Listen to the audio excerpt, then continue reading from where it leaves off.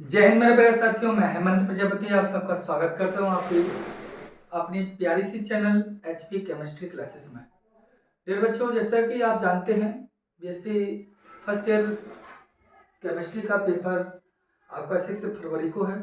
उसकी काफ़ी वीडियो मैं आपको दे भी चुका हूँ, लेकिन कुछ कई कारणों के कारण जो मैंने वादा आपसे किया था कि जल्दी जल्दी आपको ज़्यादा वीडियो दूंगा, बट नहीं दे पाया।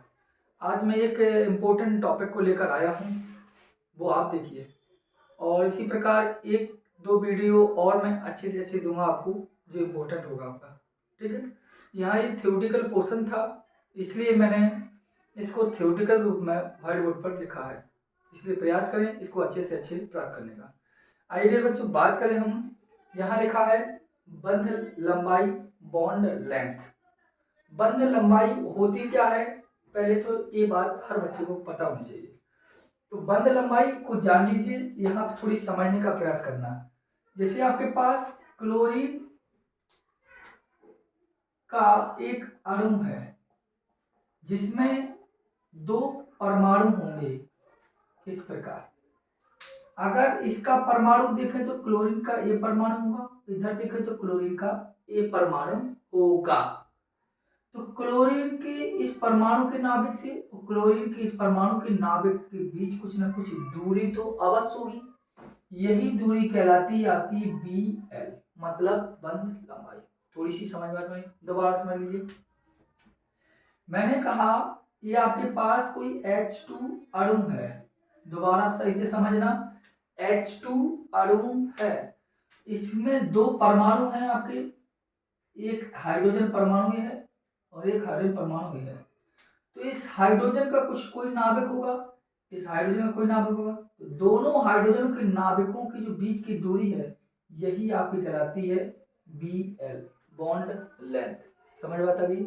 यही परिभाषा में हमने लिखा है कि 2 बंधित परमाणु, मतलब ऐसे परमाणु जो बॉन्ड बनाते हैं उन्हें हम बंधित परमाणु कहते हैं। तो 2 बंधित परमाणु मतलब जो परमाणु बंध बनाए हुए है उन परमाणु के, जैसे कि H2, Cl2, CH4, ऐसे कई जो बंध बना रहा है वे परमाणु की बात करें।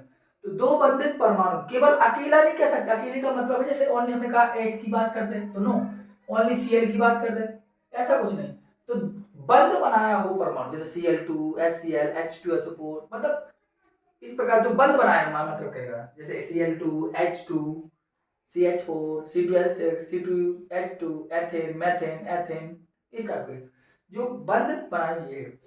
तो 2 बंधित परमाणुओं के नाभिक के बीच की दूरी, यही तो मैंने कहा, ये बंध बनाए हुए परमाणु था, दोनों के परमाणु दिखाई दिए, इनके नाभिक की बीच की दूरी दिखाई दी, वही कहती BL। 2 बंधित परमाणु के नाभिकों के बीच की दूरी को हम बंध लंबाई कहते हैं। बंध लंबाई को हमेशा हम एंगस्ट्रॉम में मापते हैं। किसे मापते हैं? एंगस्ट्रॉम, एंगस्ट्रॉम में, जिसे हम A0 में व्यक्त करते हैं, लिखा भी है इसे A0 में व्यक्त करते हैं। ठीक है, बात समझ में आई होगी मेरी। दोबारा सुन लीजिए, 2 बंधित परमाणुओं के नाभिकों के बीच की दूरी को बंध लंबाई कहते हैं, इसे एंगस्ट्रॉम से व्यक्त करते हैं। फिर यहां लिखा है किसी द्विपरमाणुक अणु बंध की लंबाई उसके परमाणु के, दोबारा सुना, किसी द्विपरमाणुक, किसी द्विपरमाणुक, किसी द्विपरमाणुक का मतलब है जैसे कि Cl2, जैसे कि H2, जैसे कि O2, ये द्विपरमाणुक है ना, 2 परमाणु इसमें, 2 परमाणु इसमें, 2 परमाणु इसमें, जैसे कि Br2, 2 परमाणु इसमें। तो कोई भी द्विपरमाणु, अब 2 परमाणु और सब के सब सहसंयोजक बंध के द्वारा जुड़े हुए हैं। ये जो क्वेश्चन ने कहा है, समझा रहा है आपको, क्या समझा रहा है, एक मिनट सर, आपको क्या समझा रहा है कि किसी द्विपरमाणु, चाहे Br2, Cl2, H2, O2, ऐसा द्विपरमाणु, द्विपरमाणु अणु बंध की लंबाई, मतलब द्विपरमाणु जो अणु बना, 2 परमाणु से अणु, 2 परमाणु का अणु, 2 परमाणु का अणु, 2 परमाणु का अणु, 2 परमाणु का अणु है ना ये। तो कोई भी द्विपरमाणु अणु की अगर बंध लंबाई देखें तो उसके परमाणुओं की सहसंयोजक त्रिज्याओं के योग की तुल्य होती है। मतलब इस Cl2 के देखें तो केवल जैसे जैसे हमने यहाँ लिखा भी है, जैसे देखो कार्बन की सहसंयोजक त्रिज्या 0.77, क्लोरीन की सहसंयोजक त्रिज्या 0.99 एंगस्ट्रॉम है। अतः एथेन में कार्बन कार्बन की लंबाई पता क्या होगी, ये कार्बन की कितनी होती है, देखो 0.7 0.77 और दूसरे कार्बन की प्लस 0.77। क्यों जोड़ा? क्योंकि वो करके आता है, देखो सहसंयोजक त्रिज्याओं के योग के तुल्य होती है, मतलब को दोनों को जोड़ दिए तब प्राप्त होगी। तो इनको जोड़ लीजिए तो आंसर आ जाएगा कुछ, ठीक है। इसी का मेथाइल क्लोराइड में कार्बन और क्लोरीन की क्या है, तो कार्बन कितनी है 0.77 प्लस क्लोरीन की कही, तो क्लोरीन कितनी है 0.99।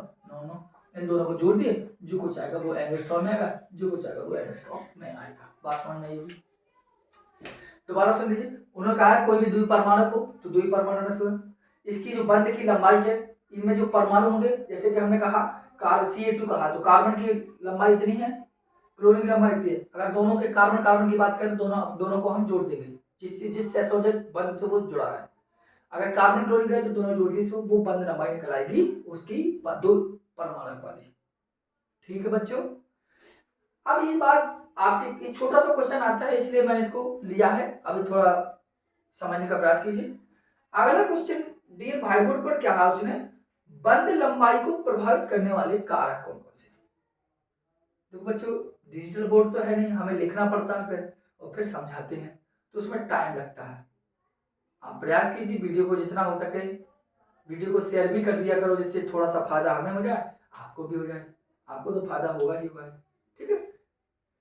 बंध लंबाई को प्रभावित करने वाले कारक कौन से, तो बॉन्ड लेंथ को कौन कौन से को प्रभावित करता है, इसको कौन प्रभावित करता है। सबसे पहले बंध कोटि की अधिकता, अर्थात कहने का मतलब है जैसे जैसे बंधों की संख्या बढ़ती जाएगी बंध लंबाई घटती जाएगी।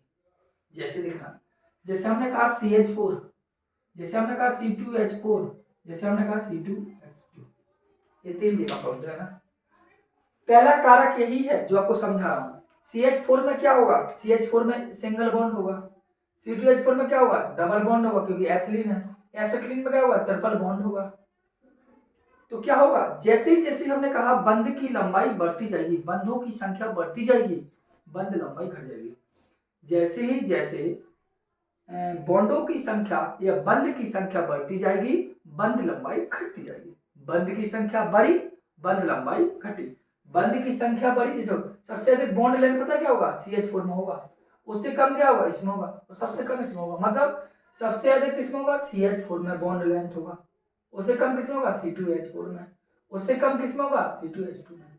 ऐसा क्यों, हमने आपको बताया ना, क्या कहा बंध कोटि की अधिकता एक कारक हुआ, जैसे जैसे आबंधों की अधिकता होती है, मतलब जैसे जैसे बंधों की संख्या बढ़ती है बंध लंबाई कम होती है। जैसे कार्बन कार्बन के बाद देखो सिंगल बॉन्ड है तो यहाँ 1.5 एंगस्ट्रॉम, कार्बन कार्बन के मध्य को 1.34 एंगस्ट्रॉम, क्या हो रहा है इधर 54 34 और 20, कम हो रही नहीं हो रही। यही हमने कहा मेथड में सिंगल बॉन्ड होता है, एथिलीन का डबल बॉन्ड होता है, एसिडिक में क्या ट्रिपल बॉन्ड। तो भैया बंध इसमें ये सिंगल बॉन्ड है तो इसकी बंध लंबाई अधिक होगी, जिसमें डबल बॉन्ड उसकी और बंध लंबाई कम, जिसमें ट्रिपल उसकी तो और कम, तो बंध लंबाई घटती जाती है। एक दो बार रिवाइज करना अच्छी समझ में, फिर भी समझ में ना तो हमें कमेंट बॉक्स में कमेंट कर दीजिए, ठीक है। अगला क्या कहता है विद्युत ऋणात्मकता, इलेक्ट्रोनेगेटिविटी। इलेक्ट्रोनेगेटिव बात का तो क्वेश्चन कहता है कि बंधित परमाणुओं की विद्युत ऋणात्मकताओं का अंतर बढ़ने पर आयनिक गुण बढ़ने के कारण बंध लंबाई घट जाती है। इसको समझने का प्रयास करना आप लोग अच्छे। देखो मैं बात करता हूं आपसे, देखो जगह के हिसाब से बात कर रहे हैं सर जी, ठीक है।